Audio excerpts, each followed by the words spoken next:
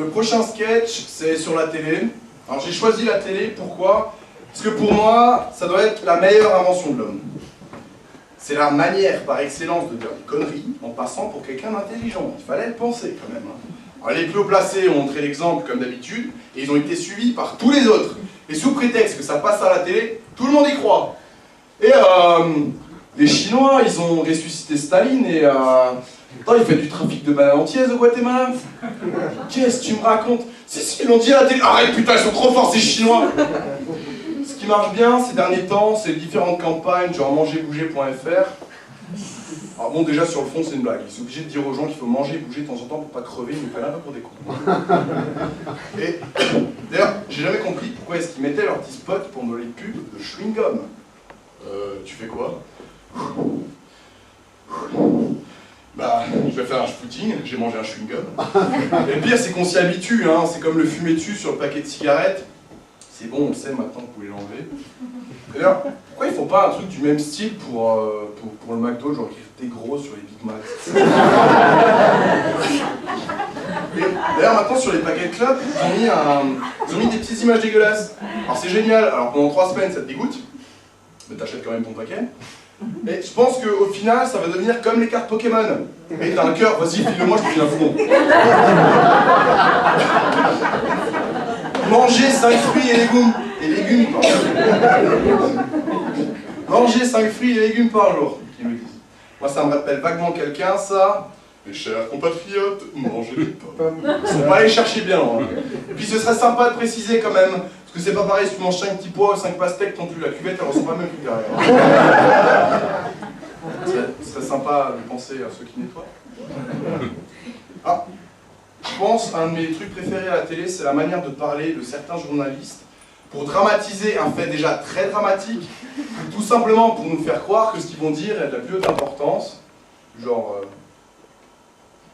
Nina, 70 ans, retraitée, plus pour longtemps, veuve habitante d'un petit village dans le Songwe alsacien, ne sait plus où elle a mis ses lunettes.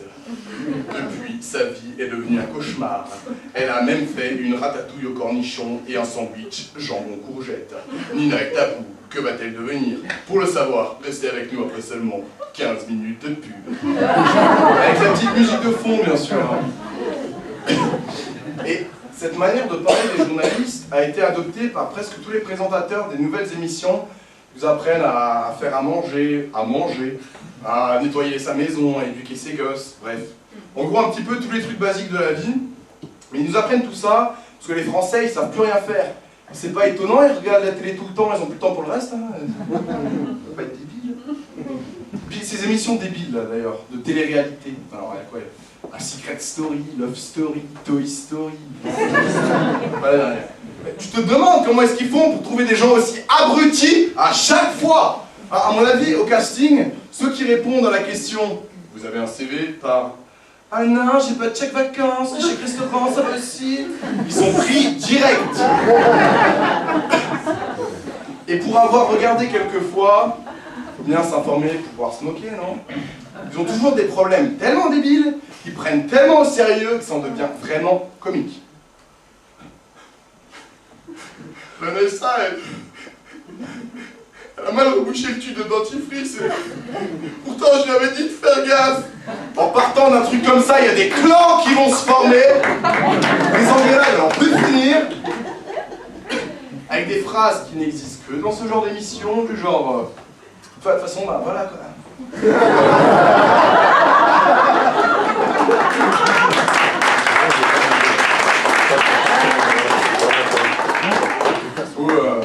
Je te gosse plus, t'es monté incurable d'humilité. Je précise quand même que ce sont des adultes. Tous les jours, 13h, 20h, il y a les informations. Les informations, c'est vrai qu'il faut le dire vite quand même, parce qu'une fois qu'ils ont trouvé un sujet, ils ne le lâchent plus pendant 3 mois. Alors, après la crise, c'était la Agrippa. Nico et Carla, la saga tout un quinquennat. La neige, ah bah oui, il y a de la neige en France en hiver, oui, on en parlait pendant 3 mois. DSK, le retour de la crise, c'est la boucle sans fin. Dans 2 mois, on a la Agrippa. Ouais, t'apprends plus rien que la première fois ils te l'ont montré, mais c'est pas grave, ça fait de l'audimat, donc on continue. Et de temps en temps, sur les 5 dernières minutes, celle où en général tu as envie de te tirer une balle. Ils interrogent souvent quelqu'un, mais tu sais jamais pourquoi ils le font. Vous le connaissiez? Ben, c'était mon voisin, quoi, enfin, je veux dire, je le voyais des fois, puis je lui disais bonjour, des fois même il me répondait, puis il me souriait, et je sais plus comment il s'appelle, mais il a l'air sympa, j'ai vraiment pas vu ça de lui, quand même. Tu sais rien, mais tu dis tout.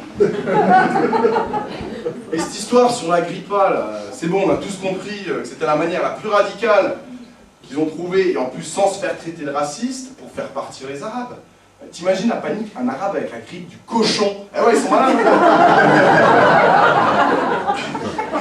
Et puis, la météo. Alors, un bilan complet avant le journal, un bilan complet après le journal, et maintenant tu l'as même pendant le journal. Alors, faudrait qu'on m'explique à quoi ça sert, sous que la plupart du temps les prédictions sont fausses, et que ma mère arrive toujours à me demander quel temps il fera le lendemain, parce qu'elle a regardé 3 fois comment la nana était habillée. Mais bon. Ça fait un petit temps maintenant aussi qu'ils ont enlevé la pub entre le journal et le film sur les chaînes France Télévisions.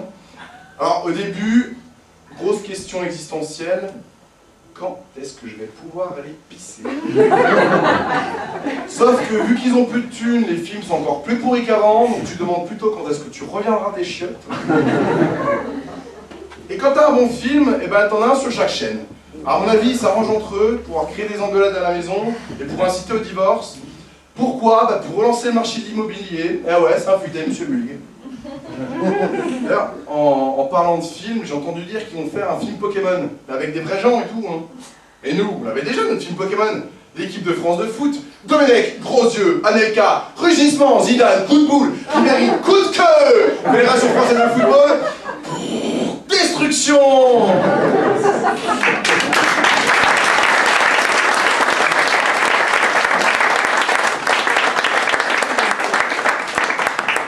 Pour une fois qu'on est en avance sur les Américains et les Japonais, eh ben, bref, TV. Je pense qu'ils auraient dû rajouter un C à la fin pour bien résumer. T'es vraiment con!